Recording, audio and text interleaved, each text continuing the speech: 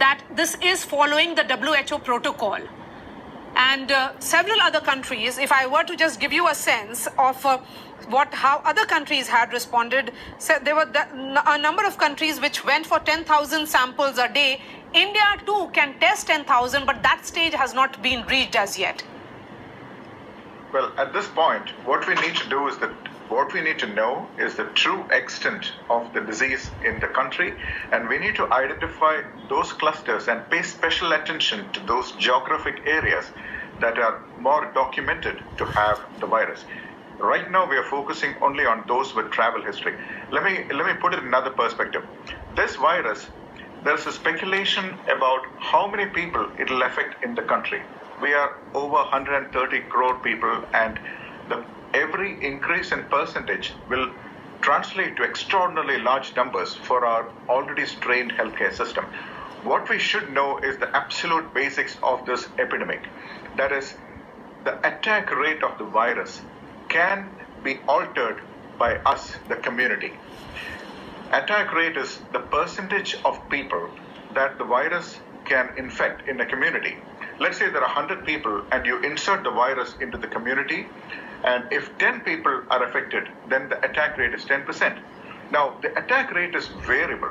Suppose you have a crowded room with a lot of people sitting over a long period of time, and there is somebody spreading the virus, the attack rate is so much more. If people are sitting in their homes quietly, not coming out of their homes for a reasonable amount of time, like is happening now, the attack rate will come down. Now, which is why I said the media, they have a strong role to play in educating the common public about what this virus is. It's not something you can see. It is not. There is no smell. There is no smoke. It is not water like in flood. So the common man is confused as to what is it? What is this invisible enemy we are talking about? So we must say that if the invisible enemy is to be conquered, all of us have to use the same strategy. I love the example that our Prime Minister used. He used the concept of blackout. I don't know many people are familiar with it, but blackout essentially means when in the olden times, when bombers would fly overhead, the entire village had to stay quiet. That is, without a single light. Now imagine if one person chose to turn the light on and say, you know what, I'll do what I want, the bomb will fall on the village and the entire village is destroyed. That is the concept of blackout, and I've not heard a better metaphor for describing the effect of this virus on the nation. So the action of the individual persons matter. We can conquer this virus if the community stands together. If we don't stand together, the results may not be very good. And it's about every individual. It's about you and me. It's about doing your part. It's not okay to say chalta hai. It's not okay to look at these numbers and say that it will not be affecting the cluster where you live in. I'm not sounding panicky. It's about responsibility at this juncture.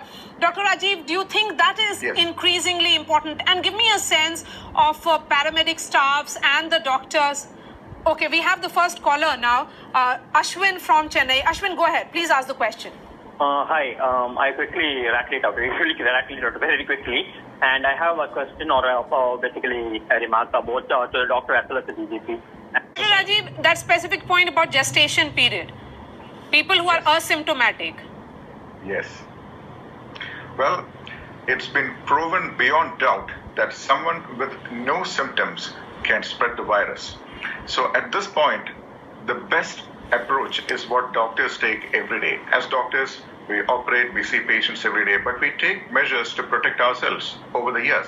We assume that all patients could give us an infection. So we take certain precautions, we call them universal precautions, such as wearing a glove when you operate, when you using a sterile instrument, or wearing a gown, or wearing a goggle, where it is appropriate. The principle here is, even if the patient does not have, we assume that the patient has infection. I would request the citizens or the general public to follow that principle. When you see someone, you assume that they have an infection, they could give it to you. You don't have to hate them, you don't have to glare at them, but assume they could be giving you an infection, so maintain that distance. Do not hang around in crowds. And that is the single most effective method to contain this virus. As I mentioned before, we control the attack rate. It's not the virus. The virus can only do so much. Okay. But if we distance ourselves, the virus will not be able to spread in our community. And it's because of this invisible factor that we need to emphasize that point to the public. The invisible.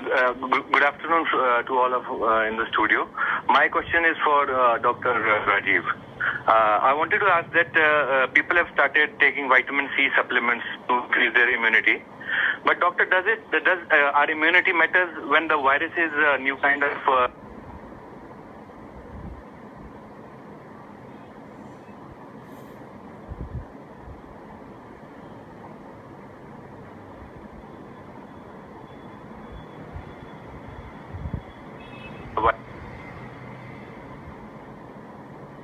the immune system towards these viruses? Will vitamin C help? Will probiotics help? Okay. It will not. It will not. As you rightly said, you are very well informed. You've already read up about this. As you rightly said, no one in the world has been exposed to this virus because it's like a newborn child. It's a newborn baby. We don't know what it's going to become when it becomes an adult. So if someone pretends to know the virus very well, please stay away from their advice. I'll say this. No one in the world is immune to this virus at this point. Now, can you boost your immunity with vitamin C? That is just a myth, okay? There are plenty of myths that float around in our healthcare system and in social media. These are just myths. I would recommend to improve your immunity, stay healthy, stay away from potential source of virus, eat reasonably good food, drink plenty of water. Now, keep those hands clean.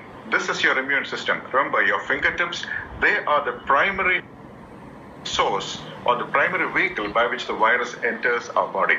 Okay. And there's a reason why it has been recommended, because if you touch a surface and then you touch another surface, then the virus gets transmitted. So keep washing your hands, keep sanitizing your hands. We have another caller, Abhinav. Abhinav, go ahead.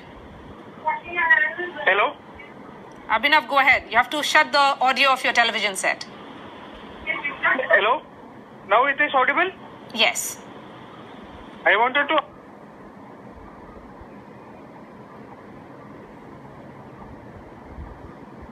ask that is there any treatment for coronavirus? To Dr. Rajiv. Yes. In terms of treatment, the same treatment for the lungs, but if your question is about a specific drug that kills the virus, we do not have an approved single drug that kills the virus. All the trials are going on. Some trials have shown a negative result. There is a lot of buzz about a medicine that is called chloroquine. It is not approved by the FDA for the use in coronavirus. But chloroquine is at this point a substance or a medicine of interest.